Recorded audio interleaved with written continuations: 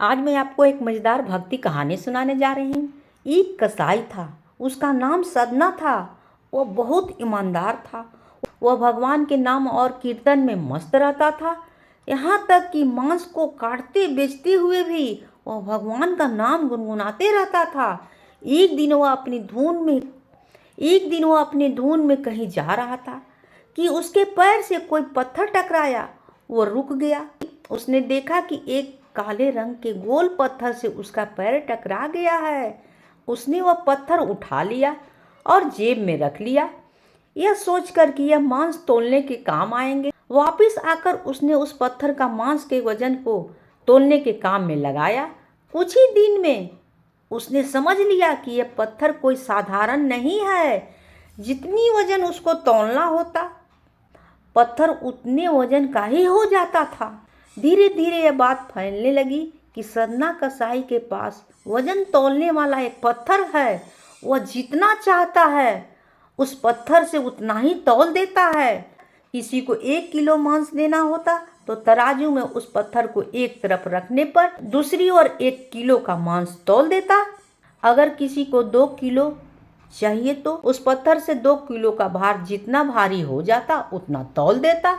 इस चमत्कार के कारण उसके यहाँ लोगों की भीड़ जुटने लगी।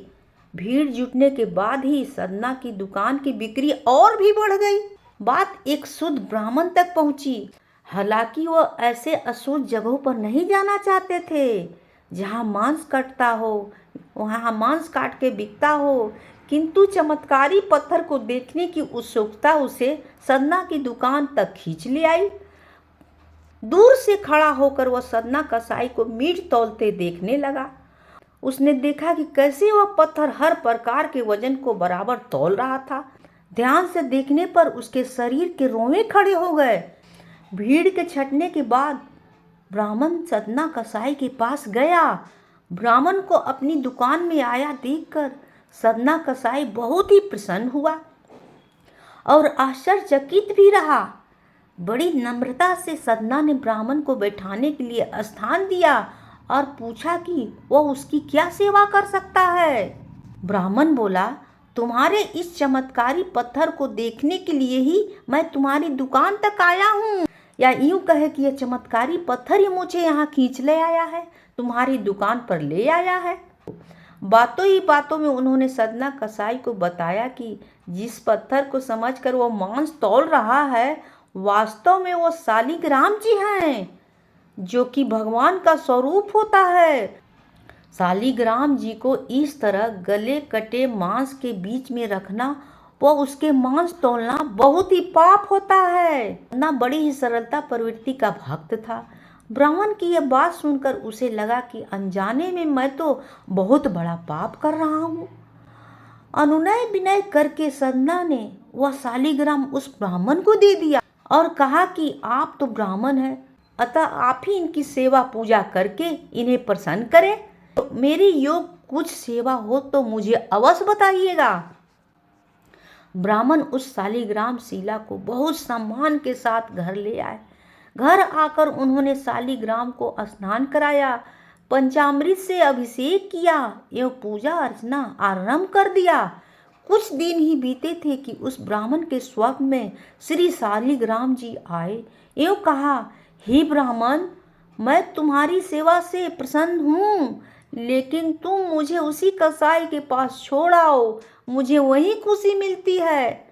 स्वप्न में ही ब्राह्मण ने कारण पूछा तो उत्तर मिला कि तुम मेरी अर्चना पूजा करते हो, मुझे अच्छा लगता है, परंतु जो भक्त मेरे नाम का गुणगान कीर्तन करते हैं उनके लिए मैं अपने आप को ही बेच देता हूँ।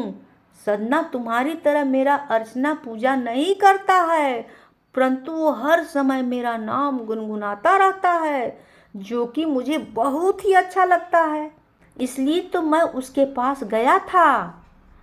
ब्राह्मण अगले दिन ही सदना कसाई के पास गया एवं उनको प्रणाम करके सारी बात बताई एवं शालिग्राम जी को उन्हें सौंप दिया। ब्राह्मण की बात सुनकर सदना कसाई की आंखों में आंसू आ गए। मन ही मन उन्होंने मांस बेचने खरीदने के कार्य को तिलांजलि देने की सोची और निश्चय किया कि यदि मेरे ठाकुर जी को कीर्तन पसंद है तो मैं अधिक से अधिक ठाकुर जी का नाम का कीर्तन करूँगा और उन्हीं के चरणों में मैं अपना जीवन समर्पित कर दूँगा। मुझे भगवान बहुत प्यारे लगते हैं, मुझे ठाकुर जी बहुत प्यारे लगते हैं। मैं इन्हीं की सेवा करके मैं अपने आप को धन्य समझूंगा। कहानी होती है समाप्त।